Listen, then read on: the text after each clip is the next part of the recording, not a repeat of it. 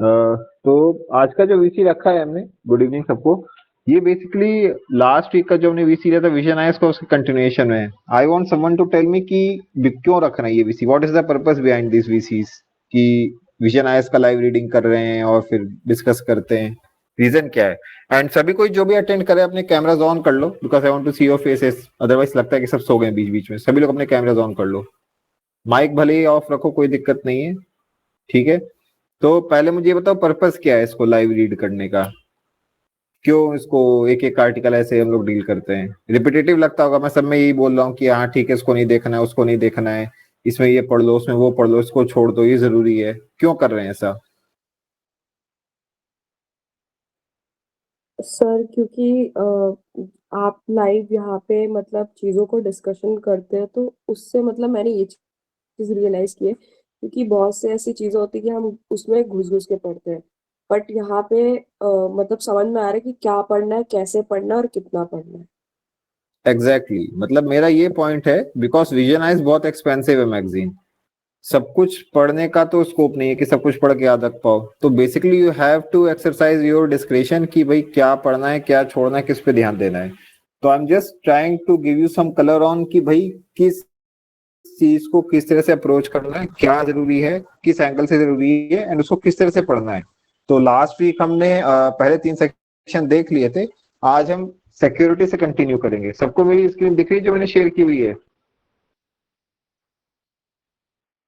Yes sir. ठीक है, I think visible होगी। तो स्टार्ट करते हैं। तो पहले ड्रोन्स एंड इंटरनल सिक्योरिटी। अब देखो ये न्यूज में क्यों है, बिकॉज आसाम राइफल्स और सीआरपीएफ मणिपुर की वजह से इन्होंने बोला है कि हमें काउंटर ड्रोन्स की टेक्नोलॉजी वगैरह चाहिए। अब इसमें जब पढ़ोगे आर्टिकल में, जरूरी ये नहीं है कि कौन ले रहा है, कितना ले रहा है, कौन सा ड्रोन ले रहा है, वो सब इतना जरूरी नहीं है। जरूरी क्या है, जो ब्रॉडर चीजें हैं कि ड्रोन्स का सिक्योरिटी मैनेजमेंट में क्या रोल है, इसको पढ़ लेना एंड प्रिपेयर योर पॉइंट्स कि ठीक है, role of drones in providing security. Because two edge sword होती है, डबल एज सोर्ड है ड्रोन्स भी। अब इसके बाद ड्रोन से क्या क्या थ्रेट्स हो सकती हैं, सिक्योरिटी थ्रेट्स क्या हो सकती हैं, ये देख लेना।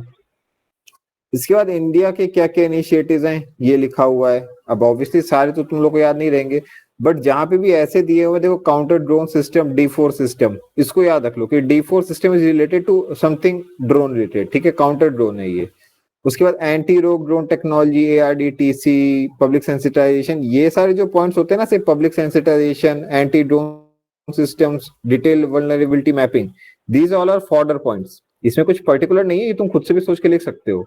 बट जहां पे कुछ ऐसा पर्टिकुलर नेम आता है, D4, ARDTC, इनको तुम कोशिश करो कि याद हो जाए। एंड अगर पेपर 1 में आते हैं then you can correlate and mark the correct option. फिर वे हेड वगैरह दिया हुआ है, इसको पढ़ लेना। तो ड्रोन्स का ज्यादा जरूरी क्या है, दैट यू शुड नो कि number 1, what are the uses, how is it a threat, and India में क्या चल रहा है।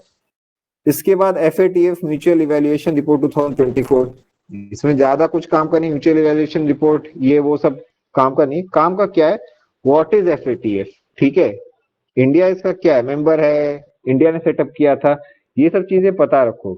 अभी ये बेसिकली मनी लॉन्ड्रिंग वगैरह के लिए काम करता है, एंटी मनी लॉन्ड्रिंग में, ठीक है। तो पढ़ लेना इसका क्या क्या है, क्लासिफिकेशन वगैरह दिया हुआ है, इसको देख के याद रखना है बस, ठीक है। इसके आगे इन्होंने दिया है मनी लॉन्ड्रिंग, टेररिस्ट फाइनेंसिंग, इन सब पे बात की हुई है। ऑब्वियसली एक कोई सिंगल क्वेश्चन मनी लॉन्ड्रिंग पे, टेररिस्ट फाइनेंसिंग में आना मुश्किल है, इन पेपर 2 स्पेशली। तो तुम्हें क्या करना है, बस रिमेंबर कि मनी लॉन्ड्रिंग, टेररिस्ट फाइनेंसिंग क्या चल रहा है इसमें। एंड कोई अगर ऐसा क्वेश्चन आता है पेपर 2 में, then you can use these points, ठीक है। अब ये सब जो इतना डिटेल दिया, stages money laundering, placement, layering, integration, stages of terrorist financing, raising fund, transferring fund, using fund, ये सब इतना रटने की जरूरत नहीं है, ठीक है। यू शुड जस्ट नो कि ठीक है क्या चल रहा है इसमें, एंड दैट इज इट। ये भी आर्टिकल हो जाएगा। लीगल फ्रेमवर्क इन इंडिया, ये पढ़ लेना कौन कौन से एक्ट्स हैं जो रिलेटेड हैं, जैसे PMLA बताया है, UAPA बताया है, FIUIND फाइनेंशियल इंटेलिजेंस यूनिट है, ED क्या काम करती है। तो ये सारी चीजें जरूरी हैं। पॉलिसीज इम्प्लीमेंटेड, भाई इसमें तो कुछ ऐसे याद रखनी, बस रीड इट वंस। एंड तुम्हें कुछ ऐसा लगता है कि जो काम का दिख रहा है, जैसे financial inclusion program, risk from cash based economy, ये सब दिया हुआ है, पढ़ के छोड़ देना है, याद नहीं करना है इसको। वे फॉर्म में कुछ काम का नहीं है। न्यूज इन शॉर्ट्स बता रहे हैं, फिर blueprint for action on responsible AI in military, ठीक है। अब इसमें क्या है, responsible in military domain held in south Korea, ये वो सब लीगली नॉन बाइंडिंग, ये सब दिया, उसको बस पढ़ के छोड़ देना है, ठीक है, कोई इतना जरूरी नहीं कि उसको याद करने बैठ जाओ। ऑपरेशन चक्रा 3, अब ये सीबीआई का है, बस इतना याद रखना भाई, चक्रा 3 कोई सीबीआई का ऑपरेशन है, something related to cyber crime, ठीक है, बस खत्म हो जाता है वहीं पे।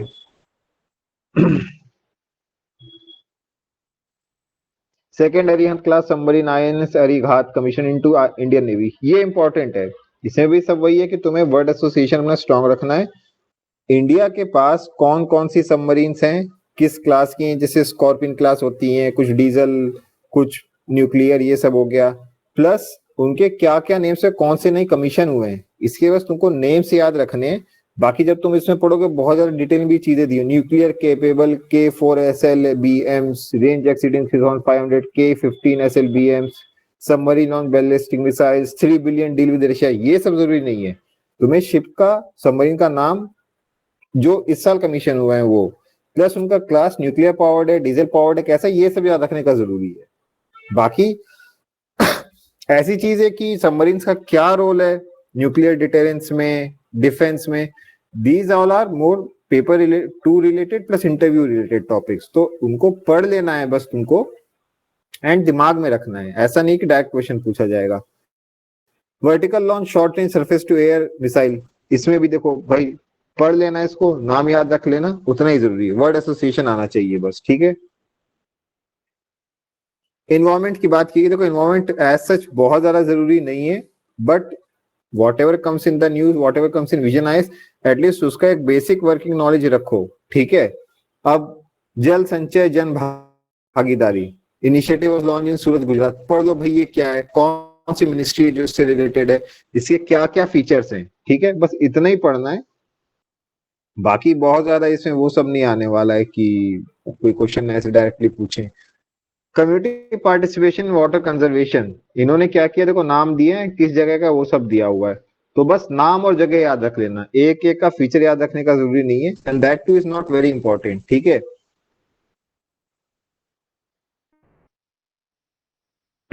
मिशन मौसम, अब देखो मिशन मौसम ऐसी जो चीजें हैं जिसमें भी कोई मिशन है प्लस कोई नाम दिया हुआ है, उसके कुछ फीचर्स दिए हुए हैं, ये क्यों याद रखना है तुम्हें, बेसिकली अगर मान लो तुमसे कोई क्वेश्चन पूछते हैं विद रिगार्ड टू या फिर विद रिस्पेक्ट टू मिशन मौसम, which of the following is correct, इस टाइप का पूछ सकते हैं। तो जो हमेशा बोलता हूँ कि ये तो याद रखो कि वो क्या चीज है, बट ये भी याद रखो वो क्या चीज नहीं है। अब मिशन मौसम क्या है, देखो लिखा हुआ है, it is envisaged to a multifaceted initiative to tremendously boost India's weather and climate related science research and services, फिर इसके फीचर बताए हुए हैं। Setting up a cloud simulation chamber, ठीक है, to be use for testing weather interventions. अब क्या है, इसमें क्वेश्चन इस टाइप से बन सकता है कि तुम्हें करेक्ट ऑप्शन देंगे एंड फिर एक ऑप्शन देंगे मिशन मौसम इज रिलेटेड टू, मतलब आर्टिफिशियल लेंस कराने के लिए मिशन है, आर्टिफिशियल लेंस कराने के लिए नहीं है, उसको टेस्ट करने के लिए। तो ये सब चीजें याद रखो बस जब इसको पढ़ रहे हो। बाकी फेज वगैरह दिया हुआ ये सब इतना जरूरी नहीं है, फीचर्स याद रख लेना बस, एंड कौन सी मिनिस्ट्री है ये सब। बाकी इनिशिएटिव्स के नाम इन्होंने दिए हुए हैं, इनके नाम तो देखो याद रखने पड़ेंगे बिकॉज वैसे ही जरूरी हो जाता है, ठीक है, जहां पे भी कोई नाम वगैरह आता है। ह्यूमन एनिमल कंफ्लिक्ट, ये पूरा article is directly related to paper 2, ठीक है, और उसमें रीजन भी दिया कि उत्तर प्रदेश में बहुत सारे भेड़िए थे जो घूम रहे थे, ये सब चीजें हैं, तो इसको पढ़ लेना। The prepare from angle of paper 2। अब ये देखो वुल्फ का स्पीशीज वगैरह ये सब बता रहे हैं, ये इतना जरूरी नहीं है यार, ठीक है, मे बी सीएसई में इंपॉर्टेंट होता है बिकॉज इन्वायरमेंट ज्यादा डेप्थ में पूछा जाता है, but not related to CAPF. फिर news in shorts air quality management exchange platform AQMX, इसको पढ़ लेना, कौन सी है जो इंप्लीमेंटिंग एजेंसी है, इंडिया का क्या रोल है, बस that's it. Air quality and climate bulletin, annual bulletin release by United Nations World Meteorological Organization, तो बस किसका बुलेटिन है, कौन रिलीज किया, ये सब जरूरी है। फाइंडिंग्स वगैरह इतना जरूरी नहीं है, ये सब जो दिया हुआ है आगे छोटा छोटा। एरोबायोलॉजी दिया हुआ है, aerobiology studies of movement of and impact of airborne biological particles bio aerosols तो बस वर्ड एसोसिएशन रखो, तुम्हें पता होना चाहिए कि एरोबायोलॉजी क्या होती है, what does it deal with, and that's it. Teal carbon study undertaken at Keoladeo national park, बस हो गया। बहुत ज्यादा इसमें ध्यान नहीं देना है, बस याद रखो कि टील कार्बन क्या होता है एंड इंडिया में कहाँ पे हुआ था।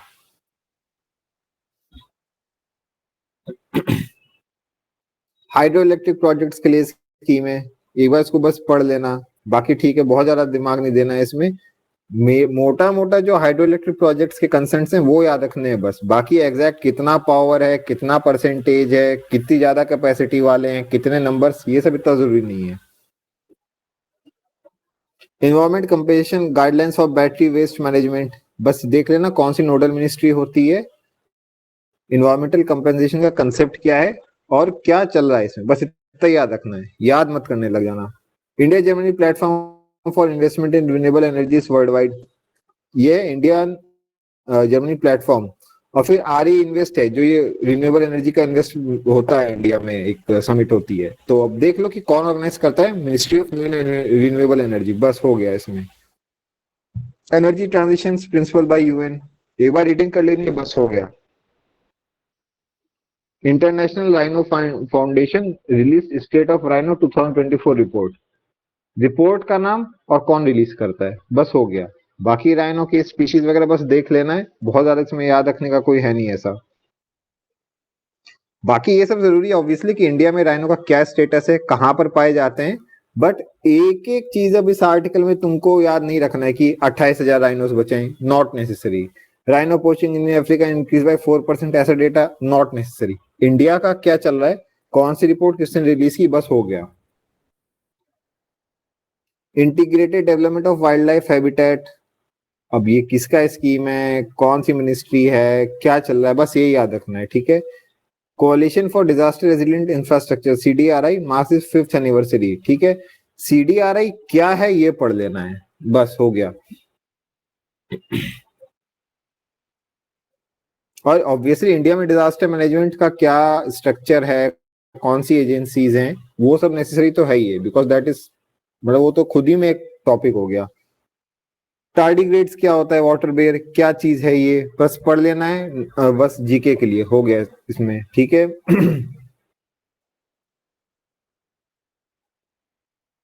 वाटर स्पिनच, एक्सरसाइज आइकिया, ये सब भाई बस नाम याद रख लेना। अटाकामा सॉल्ट फ्लैट पढ़ लेना, कहाँ पर है, क्या है ये सॉल्ट फ्लैट्स, इसमें क्या करते हैं, अभी क्या दिक्कत हुई है लिथियम की वजह से, बस इतना ही है।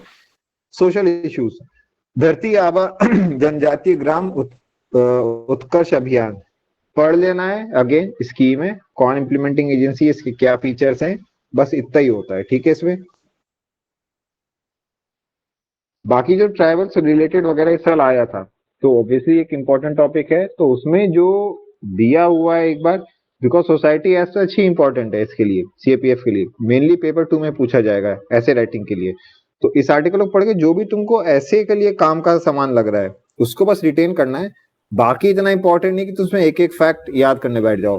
तो ऑब्वियसली बस एक रीडिंग कर लो, जो तुमको पता चलता है कि socio economic conditions of tribals दिया हुआ है, demographic profile, human capital profile, population कितने परसेंट है ये याद रख लेना, बाकी उनके क्या स्टेटस है, एमिनिटीज का क्या एसेस का वो है, डेमोग्राफी का दिया हुआ है, ये बस रीडिंग करके जो तुम्हें लगता है कि हाँ इंपॉर्टेंट है, बिकॉज मेजर ट्रेंड्स तो सबको पता होंगे कि ऑब्वियसली जो ट्राइबल्स हैं वो बाकी मेन स्ट्रीम पॉपुलेशन से पीछे हैं, बट कितनी परसेंट पॉपुलेशन उनकी है, उनका जो हेल्थ के पैरामीटर्स हैं वो क्या चल रहे हैं, किस एरिया में पाए जाते हैं, उनका एजुकेशन का स्टेटस क्या है, ये सब बस याद रख लेना है।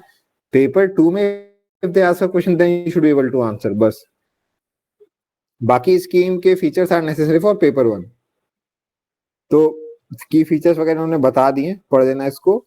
अब मिशन के अंदर गोल्स दिए हुए हैं, गोल 1, गोल 2, गोल 3, 4, उसके अंदर इन्होंने बाकी चीजें दी हुई हैं कि सब गोल्स वगैरह क्या है, इतना जरूरी नहीं है, ठीक है। जस्ट रिमेंबर एक स्कीम है, उसको ये इंप्लीमेंट करती है, 4 गोल्स हैं, बस हो गया।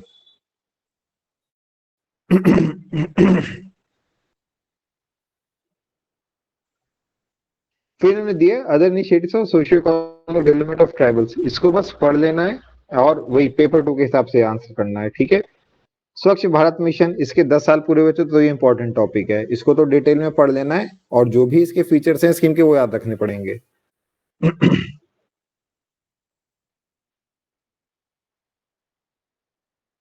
आयुष्मान भारत, PMJAY, जन औषधि योजना, ठीक है, जन आरोग्य योजना, औषधि तो अलग है। तो अब इसमें क्या है भाई कि इसमें सीनियर सिटीजन को भी इन्होंने इंक्लूड किया है, तो सीनियर सिटीजन का ऑलरेडी था, एडिशनल कवर दिया इनफैक्ट। तो जो भी ये आयुष्मान भारत वाली स्कीम है, अगेन इंपॉर्टेंट स्कीम है, इसको पढ़ लेना है और उसके फीचर्स याद रखने हैं। याद क्या रखना है कि ये स्कीम पुरानी है, बट अभी न्यूज में क्यों है, क्योंकि सीनियर सिटीजन के लिए कवर इन्होंने और एडिशनल दिया है, तो इसको पढ़ लेना, बस फीचर्स याद रखने। बहुत ज्यादा ऐसे नहीं है कि इसमें बहुत ज्यादा पूछा जाएगा, जैसे तुम बहुत सारी चीजें दी होंगी इसमें, मिनिस्ट्री कौन सी है, इसका क्या टाइप है, बैकग्राउंड क्या है, purpose, target, funding, implementing agencies, beneficiaries वगैरह, ये सब दिया हुआ है। पढ़ गए, याद रखना है बस। बाकी बहुत छोटा छोटा चीज देखो, की कंपोनेंट्स में दिया, आयुष्मान आरोग्य मंदिर, प्रधानमंत्री जन आरोग्य योजना, इसके बाद छोटा छोटा सा, ये सब याद रखने की जरूरत नहीं है। अचीवमेंट्स दिए हैं, कितने कार्ड इशू हो गए, कितने पॉपुलेशन का कवरेज हो गया, वुमेन को कितने मिले, nothing important to remember in this.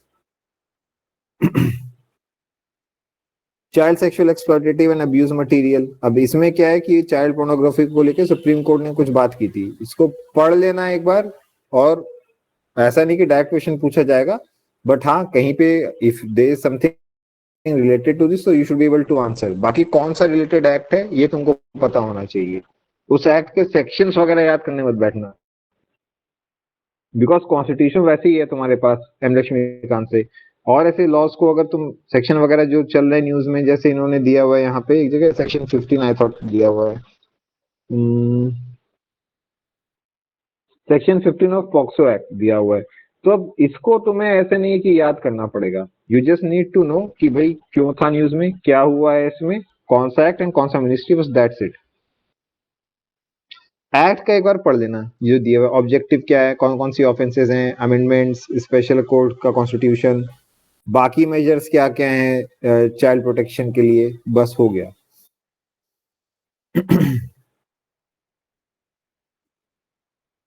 Sexual harassment of women at work place, because ये केरला में फिर वो जस्टिस हेमा कमेटी वगैरह बैठी थी फिल्म इंडस्ट्री को लेके, तो दिस इज इंपॉर्टेंट टॉपिक, इसको पढ़ लेना है both for paper 1 and paper 2।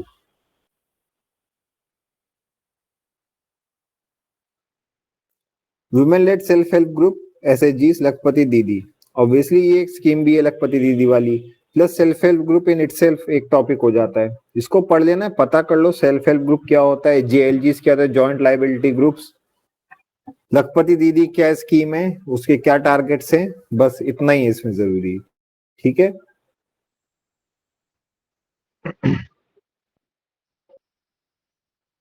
जब भी ऐसे आर्टिकल पढ़ते हो बहुत कुछ छोटा छोटा दिया हुआ होगा, कीप इन योर माइंड की माइक्रो जो पैरामीटर्स होते हैं, मतलब कोई भी ऐसे जो माइक्रो लेवल पे डेटा चल रहा है जो बहुत हाई फ्रीक्वेंसी पे आता है बार बार, कि इस साल इतने ऐड हो गए, इस महीने इतने ऐड हो गए, दैट इज नॉट नेसेसरी, तुम्हें पता होना चाहिए कि ओवरऑल ट्रेंड क्या चल रहा है, ठीक है।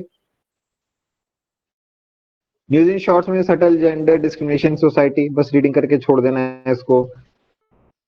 NPS वात्सल्य स्कीम, बस पता रखो किसके लिए है, कि भाई बच्चों के लिए भी पेंशन ले आए ये, कि पेरेंट्स कॉन्ट्रीब्यूशन स्टार्ट कर सकते हैं। न्यू इंडिया लिटरेसी प्रोग्राम, पढ़ के बस वर्ड एसोसिएशन याद रखना। साइंस एंड टेक्नोलॉजी का सेक्शन जरूरी होता है, तो भारतीय अंतरिक्ष स्टेशन BAS, इसको पढ़ लेना, गगनयान प्रोग्राम के बारे में भी पता कर लेना अच्छे से, और बस याद रखना है, बिकॉज ये ऐसा नहीं कि इंडिया अभी स्पेस स्टेशन लॉन्च कर रहा है, वो स्टेजेस में होना है, तो अभी क्या चल रहा है, फाइनल हमारा क्या एम है, ये सब चीजें तुमको पता होनी चाहिए। स्पेस प्रोग्राम वैसे भी इंपॉर्टेंट है एग्जाम के लिए, तो इसको अच्छे से पढ़ लेना। ब्रेन कंप्यूटर इंटरफेसेस, तो न्यूरालिंक, ये न्यूरालिंक पता रखो पहले तो क्या है, किसी कंपनी है, क्या करती है, इसने क्या काम अभी अचीव किया है, जस्ट फॉर वर्ड एसोसिएशन, ठीक है। जैसे अभी हमने स्टारलिंक की एक दिन मैंने क्वेश्चन पूछा था, तो बस पता रखो कि ये सारे जो कीवर्ड्स जो वर्ड्स चल रहे हैं, अब इसमें इतना डिटेल में दिया है, मोटर कंट्रोल, BCI कंट्रोल, उसके बाद comparison between non invasive and invasive BCI, ये सब कुछ जरूरी नहीं है, बस वर्ड एसोसिएशन अपना स्ट्रांग रखो और क्या उसमें चल रहा है इतना ही याद रखना है। स्ट्रक्चर ऑफ न्यूरॉन बायोलॉजी का पार्ट है, तो पढ़ना ही है तुम्हें बायोलॉजी में। ऑर्गन ऑन चिप टेक्नोलॉजी बस पढ़ लेना है, इसका क्या यूज केस है इतना ही है बस, बहुत ज्यादा उसकी डिटेल में मत चले जाना। विश्वास से नेशनल ब्लॉकचेन टेक्नोलॉजी स्टैक, अब क्या ये मीति लाई है, ठीक है, तो इसको बस तुम पढ़ लो, याद रख लो ये क्या है, और हो गया इसका काम, ठीक है।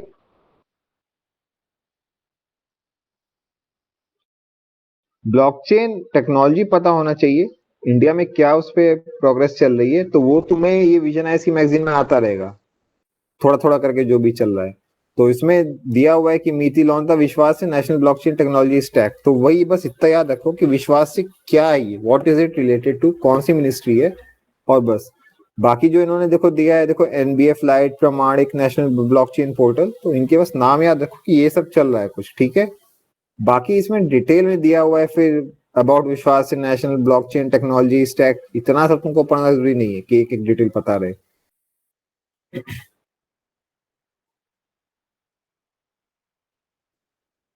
इंडिया R&D इकोसिस्टम, अभी विज्ञान धारा एक स्कीम लेके आए थे, पढ़ लेना अगेन, बस फीचर्स पता रहे कौन सी मिनिस्ट्री है और क्या चल रहा है इसमें।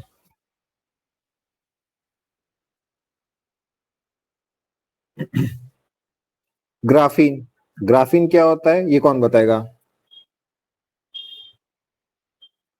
अरुणिमा हैंड रेज किया हुआ, बताना।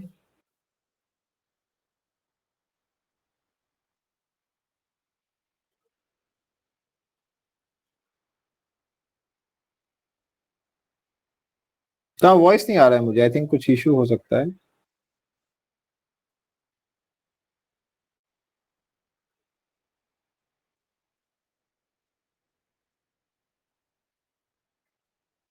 सौरभ मेरी आवाज आ रही है तुम्हें? यस सर, आ रही है।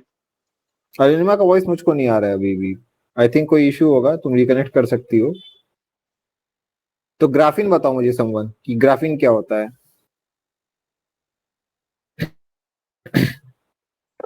Allotrope of carbon.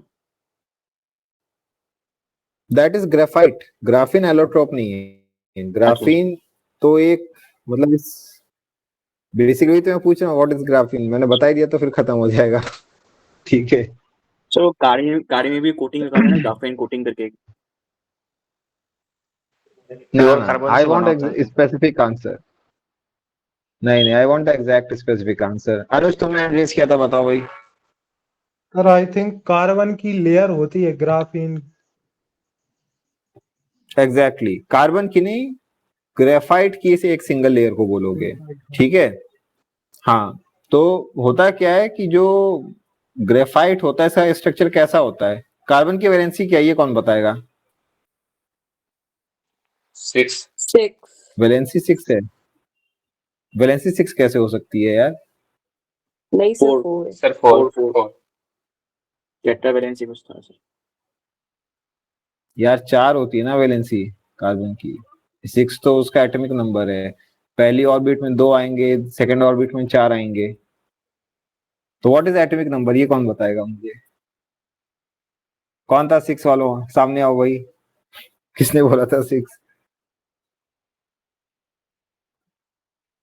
राकेश तुम बताओ, तुम्हारा वॉइस नहीं आ रहा है अभी, तुम आई थिंक म्यूटेड हो, तुम बताओ what is atomic number. Sir नहीं बताया तुमने, छोड़ो। लक्ष्मी तुम बताओ what is atomic number. Sir जो नंबर ऑफ प्रोटॉन्स रहते हैं न्यूक्लियस पे, उसी को बोलते हैं एग्जैक्टली, एटम के। गुड इनफ, बस इतना ही है, number of protons in the nucleus. अब देखो भाई ये सब चीजें तुम लोग को क्लियरली याद होनी चाहिए, एंड ये तब याद होंगी जब आप लोग एनसीईआरटी फोकस करके पढ़ोगे। अगर पूछने के बाद I am not seeing hands being raised, and कई लोग ऐसे भी बोलते हैं सर नंबर ऑफ इलेक्ट्रॉन्स, तो that is the wrong definition. होता क्या है, न्यूक्लियस में प्रोटॉन्स होते हैं और न्यूट्रॉन्स होते हैं, ठीक है, तो number of protons in the nucleus is atomic number. अब वो कोइंसिडेंटली बिकॉज एटम न्यूट्रल होता है, तो हम ये बोल देते हैं कि नंबर ऑफ इलेक्ट्रॉन्स भी एटॉमिक नंबर के बराबर होता है, ठीक है। तो कार्बन का एटॉमिक नंबर 6 है, नंबर ऑफ इलेक्ट्रॉन्स होते हैं 6, पहले ऑर्बिट में होते हैं 2 इलेक्ट्रॉन्स और सेकेंड ऑर्बिट में होते हैं 4, तो कार्बन टेट्रावैलेंट होता है, ग्रेफाइट में कार्बन कितने एटम से बॉन्डेड होता है, ये कौन बताएगा?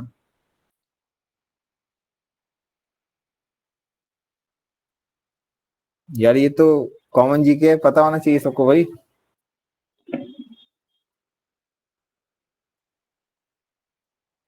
सौरभ बताना भाई।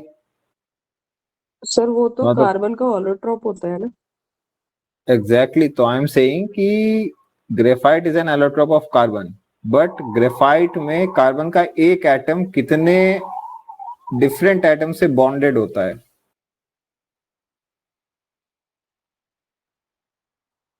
Sir may be 6।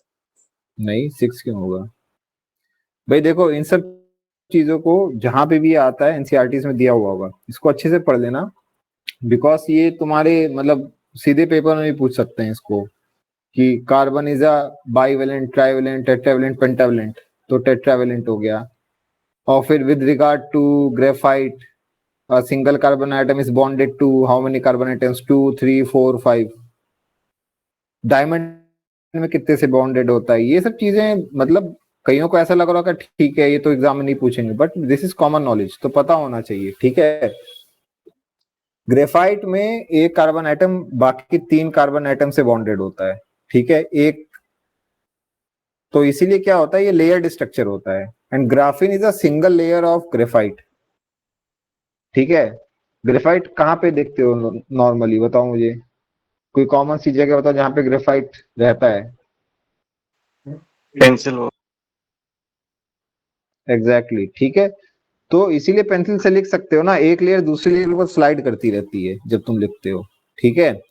तो पॉइंट इज कि जब भी ऐसे पढ़ रहे हो, इसमें ये सब बहुत जरूरी नहीं है। जब तुम ऐसा आर्टिकल पढ़ोगे कि ग्राफीन किस तरह से बनाया जाता है, ऑक्सीडेशन, एक्सफोलिएशन, रिडक्शन, केमिकल, ये सब इतना जरूरी नहीं है। जरूरी क्या है, you should have clarity on carbon, you should have clarity on graphite, you should have clarity on graphene, diamond, ये सब जो चीजें हैं। अब ये एनसीईआरटी का आई थिंक 9th में दिया होना चाहिए, I am not entirely sure, but उसमें होगा ये सब, तो उसको पढ़ लो ढंग से और ये सब चीजें याद रखो भाई आगे के लिए, ठीक है। तो ये ग्राफीन में बस यही सब याद रखना है, इसके एप्लीकेशंस वगैरह दिए होंगे वो देख लेना और ये आर्टिकल हो जाता है तुम्हारा, ठीक है।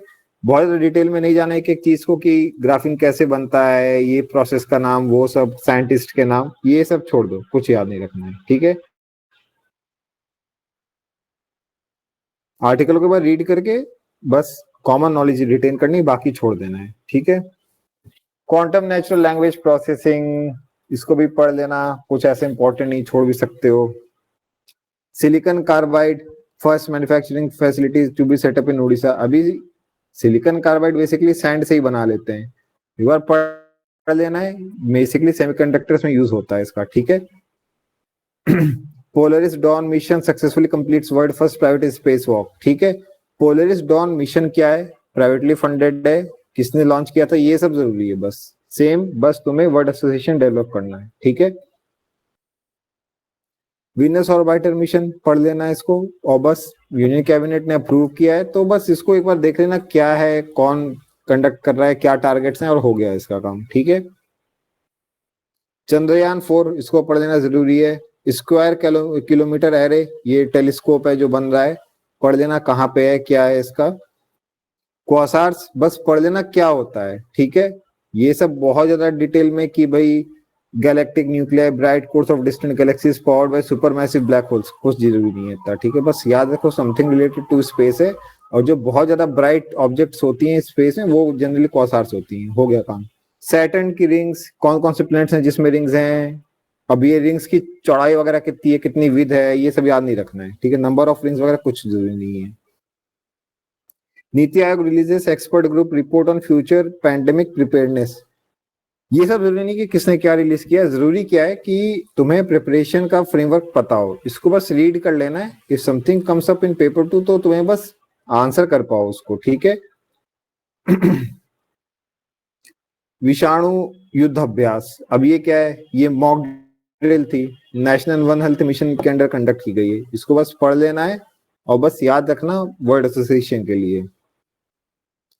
New treatment regimen for multi drug resistance tuberculosis, ये न्यू ट्रीटमेंट रेजिमेन, एंटीबायोटिक्स के नाम हम कुछ याद नहीं रखना है। यू शुड नो कि मल्टी ड्रग रेजिस्टेंट रेजिस्टेंस होता क्या है, कैसे डेवलप होता है, ओवरऑल कंसेप्ट तुमको पता होना चाहिए, ठीक है। बाकी बहुत ज्यादा डिटेल में ये सब जो दिया है, ये सब पढ़ने की जरूरत नहीं है। सोनोल्यूमिनेसेंस ये क्या होता है बस पढ़ लेना, ठीक है। सर्कमन्वेशन, वुड वाइड वेब, ये सब भाई बस वर्ड एसोसिएशन के लिए एक बार पढ़ के छोड़ देना है कि बस ऑप्शंस मार्क कर सको। कल्चर में तो ऐसा बहुत ज्यादा जरूरी नहीं है, बट वही है, हड़प्पन सिविलाइजेशन का पहला दिया है तो इसको पढ़ लेना, बिकॉज ये एंशिएंट हिस्ट्री का पार्ट हो जाता है। तो ये इंपॉर्टेंट टॉपिक है, बिकॉज एंशिएंट हिस्ट्री में भी पढ़ोगे ही, यहाँ से तुम्हारा रिवीजन हो जाएगा। पोर्ट ब्लेयर रीनेम्ड एज श्री विजयपुरम, इसको पढ़ लेना, उसकी हिस्ट्री पता कर लेना बस। अब न्यूज इन शॉर्ट्स है। Mankidia tribes, Orissa famine of 1866, Anubhav awards, FIDE chess olympiad, retired sports person empowerment training, reset programme, सारे के सारे जो है ये सब वर्ड एसोसिएशन के हैं। तुम्हें बस कीवर्ड देख के सही ऑप्शन पता होना चाहिए कि what is it related to, ठीक है। एथिक्स नॉट नेसेसरी, रीडिंग कर लेना बस, कुछ भी याद रखने का जरूरत नहीं है। कोई ऐसा मिलता है तुमको इसमें चीज की, जैसे मान लो लोकपाल का रिलेटेड प्रोविजंस वगैरह दिया हुआ है, उसको पढ़ लो, which is useful for your paper 1। Paper 2 में बहुत ज्यादा मुश्किल है, कोई सवाल पूछा जाएगा, पूछा भी जाएगा तो ऐसे में ही पूछेंगे। अब तुमने रीडिंग की हुई है तो maybe you will be able to answer, नहीं है तो स्किप भी कर सकते हो उस टॉपिक को, ठीक है। तो एथिक्स का पोर्शन तो जरूरी होता ही नहीं विजन है इसका हमारे लिए, ठीक है। स्कीम्स इन न्यूज, ये वाला जो सेक्शन है इसको बस क्या करना है, पढ़ लेना है। और जो ऐसा मैंने बताया आपको स्कीम, उसके बेसिक फीचर्स, कौन सी मिनिस्ट्री है एंड क्या चल रहा है, ये पता होना चाहिए बस, ठीक है। तो सभी को ऐसे ही कर लेना है इनके साथ, बहुत ज्यादा जरूरी नहीं कि तुम एक एक चीज याद रखो। उसके बाद प्लेसेस इन न्यूज, बस एक बार पेजेस को देख लेना है, एंड आई थिंक इसी के साथ हो जाएगा। पर्सनैलिटीज इन न्यूज ये सब मत पढ़ना, बिकॉज वेस्टेज ऑफ टाइम होगा, और ये सब ओवरलोड है इन्फॉर्मेशन का। तुम अगर ये सब भी पढ़ने बैठ जाओगे और may be they will ask one single question, तो वो जो रिवॉर्ड टू रिस्क वाला या फिर मतलब तुम्हारा एफर्ट टू रिवॉर्ड वाला जो रेशियो वो अच्छा नहीं बैठता है।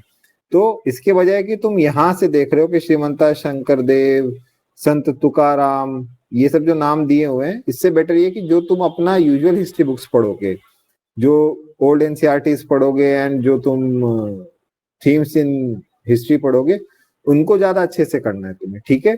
तो ये जो लास्ट के section they are not that important. Ethics के आगे बहुत कम चीजें हैं जो तुमको ध्यान से देखनी है। तो यहाँ पे हमारा विजन आईएएस का जो सितंबर मंथ का हम रीडिंग कर रहे थे वो कंप्लीट हो जाता है। अभी अगर किसी का कोई डाउट है then you can ask me. कोई अगर किसी को लगता है कुछ पूछना चाहते हो या कुछ बताना चाहते हो। हाँ अरुणिमा तुम बताना। सर आप बता रहे थे कि वर्ड एसोसिएशन पे पिछले दिन भी बता रहे थे, आज भी बता रहे थे कि वर्ड एसोसिएशन करके पढ़ना है जो भी पढ़ना है। तो कैन यू एक्सप्लेन कि how to do this word association in a more compact way? Simple सा है, जैसे मैंने अभी रिसेंटली क्वेश्चन पूछा था कि स्टारलिंक और कुपियर क्या है, ठीक है। तो क्या थे वो? So it's a project of SpaceX. SpaceX का प्रोजेक्ट नहीं है, स्पेसएक्स तो बेसिकली स्पेस ट्रैवल का, ये बेसिकली क्या है, ये सैटेलाइट बेस्ड कम्युनिकेशन सिस्टम्स हैं। मतलब ये अब जैसे कुपियर अमेजोन का है, स्टारलिंक एलन मस्क स्पेसएक्स इन सब से रिलेटेड है। तो बस इतना ही याद रखना है। आई मीन बहुत सारा दिया होगा कि भाई जैसे न्यूज में अगर आया होगा तो उसमें ये सब भी देते हैं कि स्टारलिंक है, इसकी कितने सैटेलाइट्स हैं जो ऑर्बिट में घूम रही हैं, कितनी और ये प्लेस कर देगा। फिर कुपियर है, कुपियर किस किस नेशंस में एक्टिव है, इंडिया में इसने लाइसेंस कब लिया था। All of this is just noise, तुमको ये सब पे ध्यान देना है। वर्ड एसोसिएशन पे ध्यान देने का क्या मतलब हुआ, that you should know Starlink and Kuiper are related to satellite communication, ठीक है। ये इंडिया में बस क्या करेंगे, इंटरनेट सर्विसेज प्रोवाइड करना चाहते हैं, एंड दैट्स इट। कौन सी एजेंसी ये याद रख लो कि कुपियर अमेजोन का है और ये स्टारलिंक एलन मस्क का हो गया। बस इतना ही याद रखना है तुम्हें। इसके अलावा जो भी इंफॉर्मेशन आएगी वो बस ओवरलोड करती जाएगी तुम्हें, वो जरूरी नहीं है, बिकॉज इतने ही डेप्थ पे क्वेश्चंस पूछे जाते हैं एग्जाम में। अब कोई स्कीम अगर है, जैसे मैंने बताया था ये PM ई ड्राइव आया है, ठीक है। ये स्कीम किससे रिलेटेड है?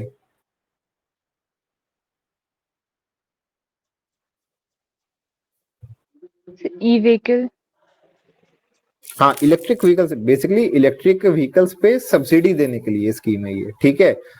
तो अब अगर ये स्कीम पढ़ोगे इसमें बहुत सारी चीजें तुमको मिलेंगी। इसमें इन्होंने दिया हुआ हम इतने फास्ट चार्जर्स इंस्टॉल करेंगे, इतने करोड़ रुपए का ओवरले हुआ स्कीम का, इतने फेजेस में इम्प्लीमेंट किया जाएगा, इतने प्राइवेट पार्टनर्स हमने रख लिए हैं।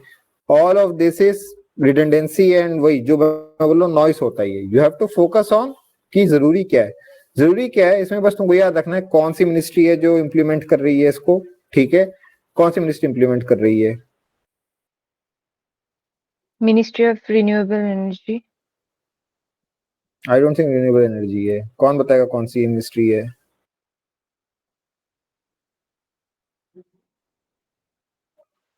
Heavy industry. I think heavy industry वाली है। एक बार चेक कर लो, गूगल पे देख के मुझको बता देना, ठीक है।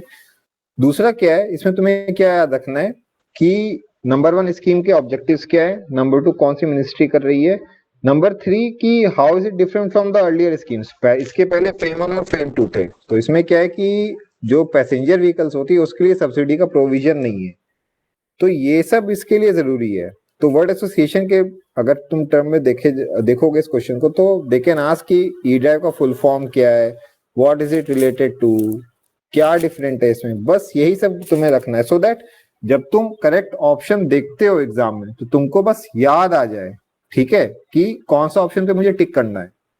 ये वर्ड एसोसिएशन का मैं बताने की कोशिश कर रहा हूँ कि एग्जैक्ट तो तुमको याद नहीं रहेगा हर चीज का, कि कितने फास्ट चार्जर्स, कितने करोड़ का ओवरले, कौन सी मिनिस्ट्री है भाई, एक बार मुझे फिर से बता देना अगर देख लिया हो। I think ministry of heavy industries है। Sir ministry of heavy industry है ना, ministry of heavy industries, exactly. तो ये सब चीजें याद रखनी, सो दैट जब तुम एग्जाम में जाते हो, एंड देखो ई ड्राइव जो ऐसे तुमने बताया कि रिन्यूएबल एनर्जी MNRE हो गया, ठीक है, हैवी इंडस्ट्रीज हो गया, ministry of road transport and highways भी रिलेटेड हो सकती है, स्टील मिनिस्ट्री मान लो लेटेस्ट से, या फिर मिनिस्ट्री ऑफ पावर हो सकती है। तो अगर एग्जाम में they give you 4 options with name of 4 ministries, you should just know कि ठीक है हैवी इंडस्ट्रीज की मिनिस्ट्री थी इसमें। This is word association. I hope clear हुआ ये चीज की मैं क्या बताने की कोशिश कर रहा हूँ। मतलब everything can not be retained, हर चीज तो याद नहीं हो सकती, दैट इज इम्पॉसिबल, बट एक कैपेसिटी, एक एबिलिटी डेवलप की जा सकती है, so that when you look at the options तुम्हें राइट ऑप्शन स्ट्राइक कर जाए बस, ठीक है। ये एबिलिटी, ये कैपेसिटी कैसे आती है? This comes from reading and revision. एक बार पढ़ के तो नहीं आएगी, हिस्ट्री में भी लगा सकते हो। हिस्ट्री में कैसे लगा सकते हो इसको? जैसे लेटेस्ट से कि तुम ओल्ड एनसीईआरटीज पढ़ते हो, यू हैव रिवाइज्ड इट, तो वो पूछते हैं कि भाई अच्छा जो वर्धा रेजोल्यूशन था कांग्रेस का, उसमें क्या आउटकम था, व्हाट वर द प्रोविजंस। अब एग्जैक्टली अगर मैं आउट ऑफ द ब्लू भी पूछूंगा, I don't think anyone will be able to tell it, और जरूरी भी नहीं कि तुम्हें पता हो, बट इतना कैपेसिटी होना चाहिए कि एग्जाम हॉल में जब तुम बैठे हो and you have already read the syllabus 3-4 times may be, तो तुम्हें बस ऑप्शंस, जब तुम वहां पे you look at the 4 options, तो कुछ तो एक हिट होना चाहिए कि ठीक है अच्छा ये था, this is the right option, बस this is what I am talking about. और ये चीज अपने आप आ जाती है। तो जैसे जैसे तुम वैसे विजन आईएएस के मैगजीन एक बार अभी रीड करोगे, इंपॉर्टेंट चीजें मार्क करते चलोगे, सेकंड टाइम रिवाइज करोगे and you will spend some time with the magazine, तो ये सब चीजें तुमको अपने आप याद होती जाएंगी, ठीक है। ये सभी को क्लियर है कि मैं क्या बताने की कोशिश कर रहा हूँ, या अभी किसी को इसमें कोई कंफ्यूजन है, या उसको लगता है कि सर ये काम तो मतलब थोड़ा सा हेजी सा, स्केची सा, मेरी समझ में नहीं आ रहा है कोई ऐसा?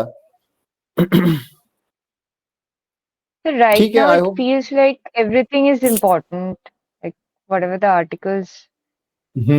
इसीलिए तो मैं ये रीडिंग करवा रहा हूँ। जैसे बेसिकली क्या है, जो भी मैंने लाइव सेशन एक ले लिया इसका मैगजीन का, तो माइंड में एक इंप्रेशन ये फॉर्म होगा कि अरे यार ये सर बोले इसको पढ़ दो, इसको छोड़ दो, इसको स्किप कर दो, इसमें बस इंपॉर्टेंट पढ़ लो।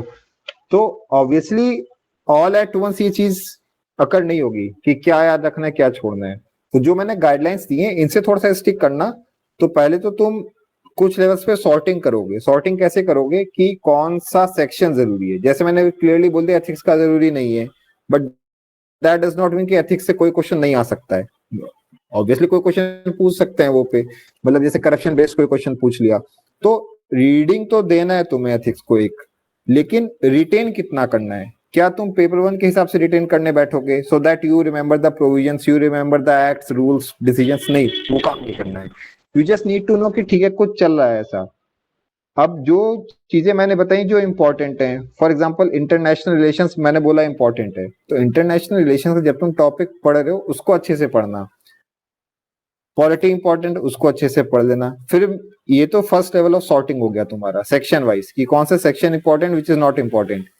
नंबर 2, आर्टिकल वाइज भी सॉर्टिंग करना है। आर्टिकल वाइज जैसे कोई ऐसा आर्टिकल है लेटेस्ट से इंटरनेशनल रिलेशंस में कि कोई एक नया समिट हुआ है जिसमें या फिर कोई इनिशिएटिव जिसको इंडिया ने ज्वाइन किया है या इंडिया लीड कर रहा है, दैट ऑटोमेटिकली बिकम्स इंपॉर्टेंट। उसको तो तुमको प्रोविजंस याद होना चाहिए, कौन से पार्टिसिपेटिंग नेशंस हैं, क्या ऑब्जेक्टिव्स हैं, इंडिया का क्या रोल है, ये सब याद होना चाहिए।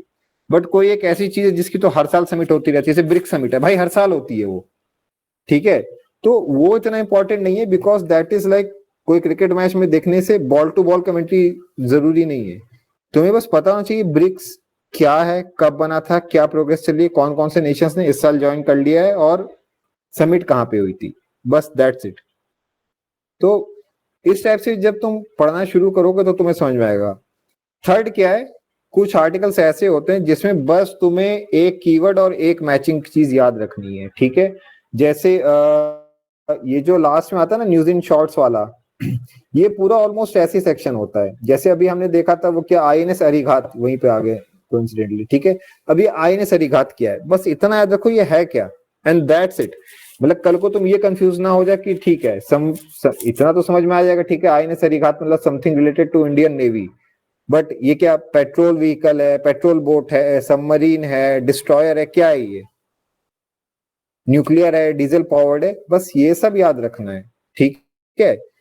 और जब इस आर्टिकल को पढ़ोगे, मैंने जैसे भी बताया हुआ है तुम्हें कि इसमें तुम्हें फिर एक सेकंड क्वेश्चन ये फॉर्म हो सकता है कि role of submarines in nuclear deterrence या फिर नेशनल डिफेंस, ऐसी चीजें दिमाग में रखो। सिंगल रीडिंग में तो आई डोंट थिंक क्लैरिटी आ पाएगा इतना, बट जब तुम इसको एक बार पढ़ के बार बार देखोगे एंड ट्राई टू रिड्यूस जो ओवरलोड है उसको जितना रिड्यूस कर लो अच्छा है। मतलब जैसे suppose let us say you come across a data कि इस मिसाइल की रेंज कितनी है, maybe in some year they asked एक क्वेश्चन कि भाई ठीक है ये अग्नि मिसाइल का कितना रेंज था, 3000, 5000, 5500 प्लस ऐसे करके। तो अब उस एक क्वेश्चन के पीछे तो तुम सारे मिसाइल्स का रेंज याद करने नहीं बैठोगे, may be that was necessary that year, क्योंकि कुछ इंडिया ने नया माइलस्टोन अचीव किया होगा, कोई तो नया फ्यूल यूज किया होगा, तो it was in use. Otherwise micro data याद मत करने बैठो, ठीक है। मतलब एक साथ when I am speaking it all तो I am telling it all तो it should sound like a lot, but है नहीं इतना। जैसे विजन आइज का मैगजीन सबको बहुत लंबा लगता है, बट माय सजेशन इज कि तुम 5-6 पेजेस डेली पढ़ते रहो, आराम से हो जाएगा। And you when you cut off the unimportant parts तो बहुत ज्यादा रिड्यूस हो जाती है। मतलब इसकी टोटल लेंथ अराउंड 150 पेजेस है, बट अगर इसको कंडेंसेट करके तुम रीडिंग कर करके ऑप्शंस इसमें से मिनिमाइज करते जाओगे अपने जो काम के नहीं है, तो हार्डली 40 to 50 पेजेस का रीडिंग है इस मैगजीन का, ठीक है। तो ये काम करते चलो, mark what is important and subsequent revision में जस्ट फोकस ऑन दैट, ठीक है। तो अभी क्लियर हो गया, ठीक है। प्लस क्या है मेमोराइजेशन Yes, अभी sir. के लिए लाइक लास्ट टाइम भी शायद किसी एक विषय ने बताया था, at this point of time अभी नवंबर चल रहा है, मेमोराइजेशन इतना जरूरी नहीं है। जरूरी क्या है कि तुम हर पोर्शन को कवर करते जा रहे हो, because memorisation is more a function of repetition. मतलब तुम जितनी बार पढ़ोगे चीजें उतनी अच्छी याद होती जाएंगी। बट जरूरी क्या है कि अभी तुम हर चीज को पढ़ते जाओ, छोड़ना मत कुछ भी। तो विजन आइज का मैगजीन पढ़ लेना, स्टैटिक पोर्शन कवर कर लेना, maybe some time next week, और उसके बाद एक प्रोजेक्टर दर्पण का एक उठाएंगे, बिकॉज वो तो और शॉर्ट होता है, बहुत जल्दी हो जाएगा। तो ये सब चीजें करते चलो अभी से, जब रिवीजन का टाइम आएगा मेमोराइजेशन तब अपने आप हो जाएगा, ठीक है। पढ़ते चलो, जितना हो सके याद करते चलो, बट बहुत ज्यादा you don't have to sweat about कि क्या याद हो रहा है क्या नहीं याद हो रहा है, बिकॉज ऑप्शंस देख के that will hit if you have read it enough, ठीक है। और दीपक ने हैंड रेज किया था, भाई पूछना। ठीक है सर, बहुत क्लियर हो गया है ना। हाँ भाई, मतलब ये वीडियो तो ऐसा I will upload it, last VC का भी अपलोड किया था। इफ यू फील कि कहीं पे कंफ्यूजन है, डाउट हो रहा है, तो watch it again and just देख लो कि क्या गाइडलाइंस देता चल रहा हूं मैं, उसी के हिसाब से ही मोस्ट ऑफ द चीजें एग्जाम में पूछते हैं, बिकॉज एग्जाम में भी they won't ask you very trivial things, maybe out of 125 question 3-4 questions might be very trivial, but उसके पीछे you do not need to change your preparation strategy. कोशिश ये करो कि जो ब्रॉडर ट्रेंड्स हैं, जो मैक्रो डेटा चल रहा है न्यूज में, जो चीजें are important from a perspective of understanding things, वो जरूरी है फॉर द एग्जाम। ठीक है, तो आई होप क्लियर हुआ होगा एंड इस वीसी से हेल्प भी हुआ होगा। तो विजन आइज का हमने कर लिया है, नेक्स्ट वीक का मैं देखता हूँ क्या टॉपिक रखना है। ठीक है, तो if anyone has any further doubts तो you can ask right now, otherwise conclude करते हैं। ठीक है, तो thank you for attending, next week फिर से मिलते हैं, टेक केयर। ठीक है, thank you sir. Thank you. Thank you thank you sir, जय